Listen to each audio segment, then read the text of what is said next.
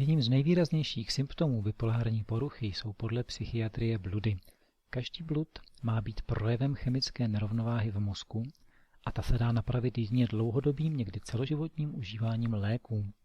Když se ale blíže podíváme na všechny ty obvyklé bludy, vyskytující se u většiny diagnostikovaných, zjistíme, že většinou jsou tyto bludy duchovní povahy.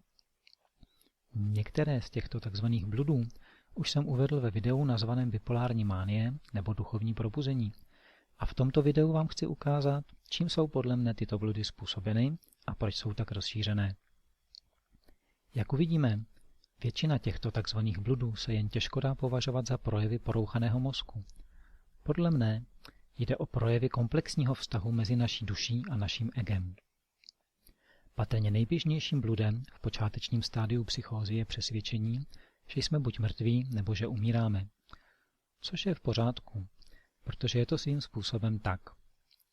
Jak už jsem uvedl v prvním videu této série Skutečná příčina bipolární poruchy, příčinou akutní psychotické ataky je pokaždé zhroucení ega.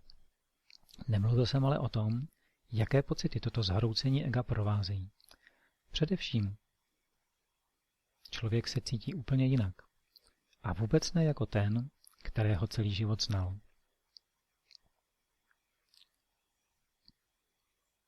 Odpadá od něj část jeho falešného já, tvořená veškerými zažitými myšlenkami a představami o sobě samém. To je ta egoistická část člověka.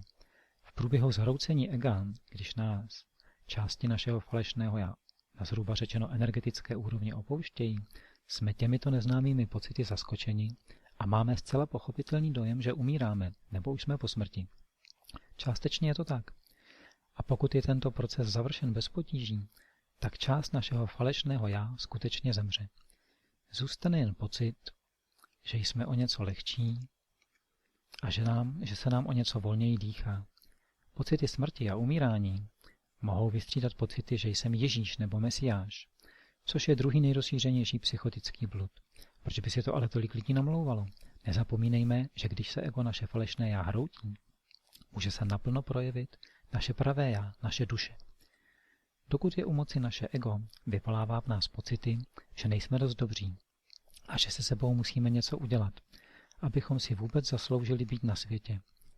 Takže se musíme stát něčím, čím ještě nejsme.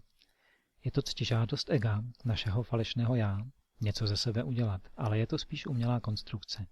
Když se pak ego zhroutí, jak se cítíme? Naprosto dokonale. Neomezení, svatí. Takže vlastně jen vyměníme jeden blud přesvědčení svého ega, že nejsme k ničemu, za něco zcela opačného. Uchvácení pocitem vlastní dokonalosti a svatosti a bez racionální egoistické mysli, přesvědčující nás o opaku, můžeme snadno dojít k závěru, že jsme se stali Ježíšem, což je v naší kultuře nejvyšší symbol posvátnosti a dokonalosti. I když ne každý si připadá jako Ježíš. Lidé s jinou kulturní a náboženskou tradicí se často identifikují s jinými svatými postavami. V islámské tradici to může být například Mohamed nebo jiný prorok. Představa Mesiáše ale zatím rozhodně převažuje. A ženy, pokud se nestotožní s postavou Mesiáše či Ježíše, připadají si většinou jako jejich matky, jako by měli přivést na svět Ježíše nebo Mesiáše. Třetím bludem bývá pocit vševěroucnosti. Jedním z pocitů, který nás provází naší každodenní realitou, je ten, že toho nikdy nevíme dost. Už jste si toho všimli? Jakoby nám, ať děláme, co děláme, ta podstatná informace stále unikala. Jakmile ale ego jednou skolabuje, nic už nebrání naší duši, aby nám na emoční, intuitivní úrovni nesdělovala, že vše je, jak má být. A my v tu chvíli prožíváme pocit úplnosti. S úplností přichází také pocit dokonalého vědomí, pocit, že nějak víme vše, co je třeba, i když to neumíme vysvětlit slovy. Jako bychom prožívali okamžik prozření, srovnatelný s jaderným výbuchem. A jelikož se v tu chvíli cítíme jako Mesiáš a máme na dosah veškerou moudrost světa, co uděláme? Zachráníme svět. Jak jinak? V této fázi začnou mnoho lidí pálit určité otázky sociální, jako bezdomovectví, chudoba, skleníkový efekt a tak podobně. Někteří, jako třeba David Lukov, mají nutkání sepsat svůj vlastní náboženský manifest. Když se ptám lidí, k čemu by přirovnali psychózu, odkazují mne nejčastěji na film Trumanova Show s Jimem Carreym. Což není zas takové překvapení, protože jakmile ego skolabuje, nejenže se zbystří naše smysly, ale jsme také mnohem vnímavější vůči druhým a mnohem lépe odečítáme jejich pocity. Jedna z prvních věcí, které si při psychotické atace všimnete u tzv. Normálních lidí, je ta, že do určité míry téměř každý něco hraje. Tedy, že každý skrývá své pravé emoce, aby co nejlépe obstál ve společenské roli, kterou hraje. Při takovém vnímání světa člověk snadno uvěří, že se ocitl ve filmu a zvláště v takovém jako Trumanova Show, kde každý jenom něco předstírá a hraje. A přitom hodně lidí zároveň cítí, že všechno je v tom nejlepším pořádku a samo o sobě dokonalé, včetně psychiatrů a psychiatrické léčebny. Mnoho lidí v mánii jde do léčebny dobrovolně s přesvědčením, že všechno je to součást božího plánu a že všechno se odvíjí a děje přesně tak, jak to bylo zamýšleno. Takže pocit, že jsme ve filmu, docela dobře odpovídá tomu, co bylo napsáno před 5000 lety v hinduistických spisech zvaných Védy, kde stojí, že život je dokonalá božská hra. Blud číslo 6. Lidé v podobě andělů či démonů. Naše prožitky, jakkoliv posvátného druhu, mohou být zároveň matoucí a my často nevíme, co přijde dál a snažíme se vyhledat pomoc. Jakmile ale začneme hledat pomoc, nechceme někoho, kdo tomu všemu velí a kdo je označený jmenovkou. Ne, hledáme někoho, kdo nás přijme s láskou. A v takovém případě se díváme lidem přímo do očí. Jestliže vidíme v jejich očích lásku, pak se nám jeví jako andělé. Jestliže na nás ale hledí s úmyslem posuzovat, analyzovat, ve snaze nás ovládat či manipulovat, což znehodnocuje náš posvátný prožitek, vnímáme je jako démony a nechceme s nimi mít nic společného. Takovým asi nejvýraznějším bludem je pro mne pocit, že člověk je zkoušen samotným Bohem. Ta zkouška je přitom u všech stejná. Hodláš i nadále žít na této materiální rovině života, nebo si vybereš vyšší, duchovní rozměr lidské existence. Člověk při takové volbě může zachraňovat sám sebe, ale někdy může mít pocit, že svým rozhodnutím zachraňuje svoji rodinu a někdy i celou planetu.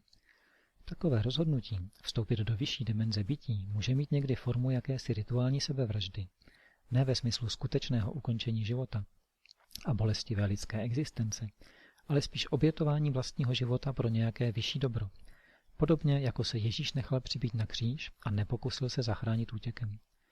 Některé z těchto impulzů k sebeobětování mohou být jemné a docela neškodné, jiné však mohou být skutečně nebezpečné a proto znovu zdůrazňuji, že procházíte-li manickou atakou a nestojíte přitom o hospitalizaci, měli by vás po celou dobu podporovat a chránit alespoň 2 osoby.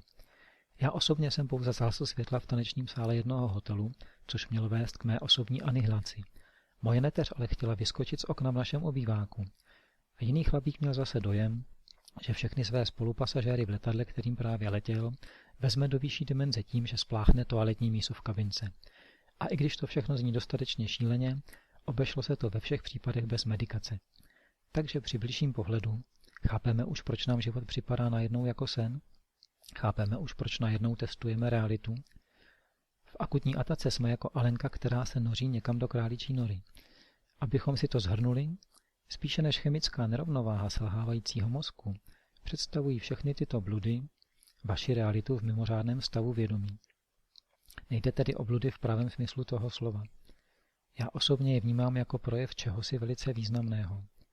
Obrození našeho kristovského vědomí. Ten proces přitom může být velice obtížný a nepřehledný. Jakmile se ego opět ujme vlády, mnoho lidí se pochopitelně děsí toho, co se s nimi celou dobu dělo. Jiní se cítí na tomto světě hůř než předtím a silně touží vrátit se zpátky na druhou stranu. Jiní se zase nedokáží přenést přes svoje prožitky a jsou stiženi tím, čemu se říká slavomam nebo velikášství.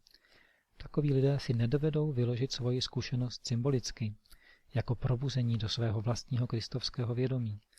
Lidé stižení slavomamem si svoji zkušenost vyloží tak, že skutečně jsou Ježíšem Kristem a že jsou nadřazeni ostatním.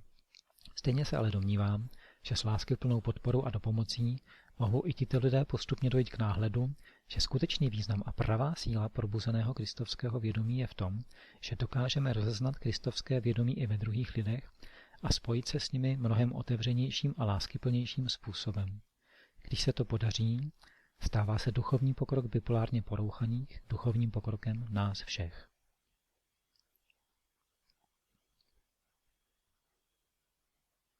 Zvláštní dík patří mým přátelům z newlightbeings.com, kteří se mi svěřili se svými příběhy.